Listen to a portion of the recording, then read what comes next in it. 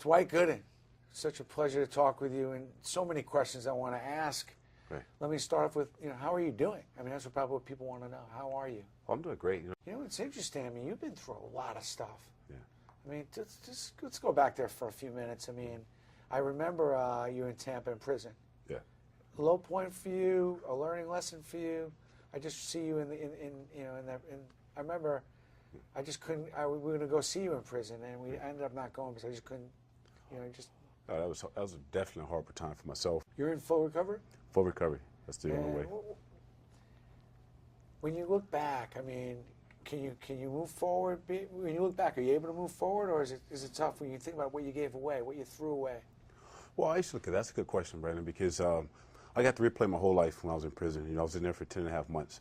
So I got to play the good, the bad, the ugly, everything above. I had to make a decision when I get out. Do I want to continue to beat myself up, think about what could have been, or do I want to take those lessons, the mistakes I made, share them with kids, share them with my kids as well, and be thankful for the things I did accomplish. I mean, what a career. When you think about Dwight Gooden, you think of a showstopper. I think of the no-hitter, which was like, wow. Almost like you could have maybe thrown one of those almost every night when you were with the Mets in your rookie year. People would book, that was your night when you were pitching. Right. You wouldn't make plans. You would watch you pitch. Well, that's great to hear. That makes me feel good. I'm getting goosebumps just thinking about it because in my prime, say from 84 to 88, it was no better day than, the days I used to pitch. And I remember, especially if it was a night game, just trying to kill time before I got to the ballpark. And the fans actually brought out the best in me. The home crowd, especially, they gave me an advantage when I got 2 strikes on the batter. I remember, like it was yesterday, when they stand up clapping. And believe it or not, I actually get the hitters to chase balls out of strike zone because the fans will interrupt at the bat. A lot of pressure on you as a young man. There's a lot of pressure. A lot of pressure I put on myself. I mean, believe me, I want to win as bad as anybody. And in 85-86, I want to dominate as well. But at times when it didn't happen, you're going to the next game thinking you had to dominate instead of just enjoying the game and take it, as it comes and get the win. I could be reading you wrong, and I've known you for quite a while, but the last couple of years you seem in a much different place.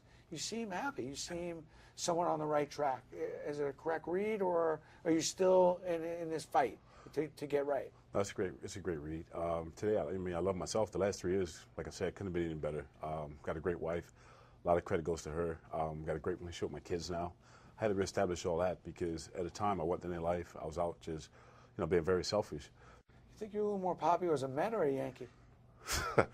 Probably a Met. You got everything going on. You got both. I mean, you got both boroughs right behind you. Both boroughs, yeah. Right? I mean, it's tough not to be a baseball fan in this town and not be a fan of yours. It's great. And now I get to, really shut up with the fans, because, when you're a player, you don't really have the time because, when you're out, you're with your family or whatever. But now that I live here, if I go to a restaurant or go to the games, I'm at Citi Field, I'm at the Yankee Stadium, just talking with the fans, and I enjoy that, and just hanging out with them. How were you feeling the day of the no-hitter? Talk to me about the no-hitter. Was anything going on that day for you, spiritually, emotionally, or all of a sudden you just got into a rhythm and you're rolling?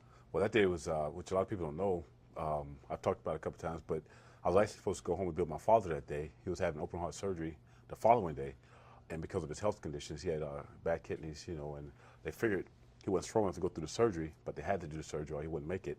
So I already had permission to fly home that day, but something just came over me the morning when I woke up. I just figured he would probably want me to pitch. So I called Joe Torre that morning, told him I was coming to the ballpark, I was going to pitch. He thought I was crazy. He said, no, just go home, be with your father, spend much time you want, and then come back and get back in the rotation. I said, no, I think he want me to pitch. I don't want to talk about it. I'll be at the ballpark to pitch. Called my mom, told her the same thing. She said, no, you should come home. Your father doing well, he's looking forward to you being home. I said, no, I'm going to pitch that day. And whoever thought that would be the day that I throw the no-hitter. Managers, Joe Torre, special manager, Dave Johnson.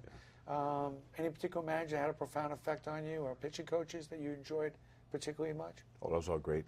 For the pitching coach, I started with Mel Stoudemire, who I got the privilege of my first pitching coach when I started with the Mets. And the thing that was great about Mel, early in my career, if I was on a roll pitching well, he still would challenge me between starts to make sure I didn't get comfortable or, sit back. He still had things for me to work on to better myself. And also, when I went to the Yankees towards the end of my career, I had Mel Stoudemire, so he knew me from the beginning. That's a lucky break. I mean, when you go to do your pitching school, are you stealing a lot of stuff that Mel taught you? Oh, a lot of stuff from Mel. A lot of stuff from Mel. A lot of stuff from Billy Connors, who's a good friend of mine down in Tampa with the Yankees. Both those guys, I learned a lot. Everything that I teach the kids basically comes from those two guys, and especially Stoudemire. What is the most important thing about being a great pitcher, would you say?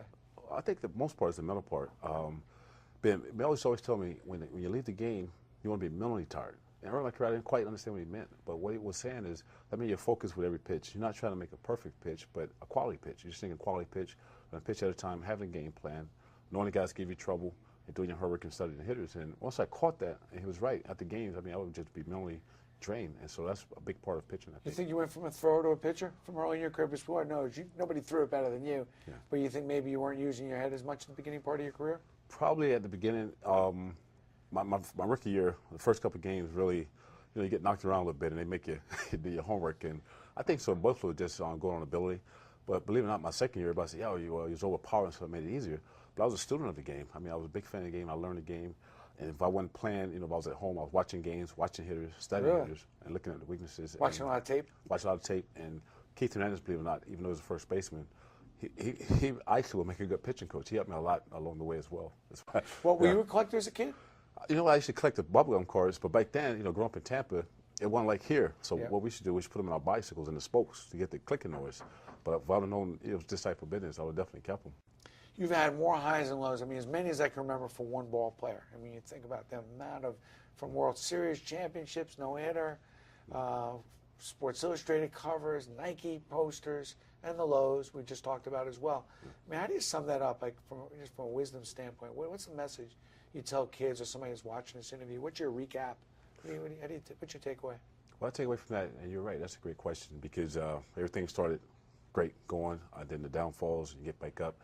My message would be, go through different phases of life, and if you go through something negative, try to make it something positive. Just turn around instead of just wallowing in it. Take whatever you can out of that and turn it on, share it with somebody, and learn from your mistakes. We're not perfect, but the main thing is believing in yourself, giving yourself a chance, keeping the faith, and understand that whatever you went through negative, it just was a chapter in your life, and it wasn't the final chapter. The thing I mostly admire about Derek Jeter is I got to play with him his rookie year. And during the off season, Derek used to live in Tampa. Well, I guess he still lives in Tampa, and I'm from Tampa. So he would take a month off when the season was over, and then go right back to the complex and start working out. And the thing is, a lot of times you see it with young players, but once they've had, a lot of success, they start cutting back. But Derek's the same guy, same work ethics he has now as he did his rookie year in '96. Darryl Strawberry. Darryl Strawberry was a great teammate, great friend. Obviously, we're not as close now as we were in our playing days. A lot of similarities, cross paths a lot with on the field success, off the field turmoil. But I wish him nothing but the best, and hope all is well with him. Who's the best pitcher you've ever got to pitch with? In the same staff. You pitched with a lot of great pitchers. David Cone, hands down.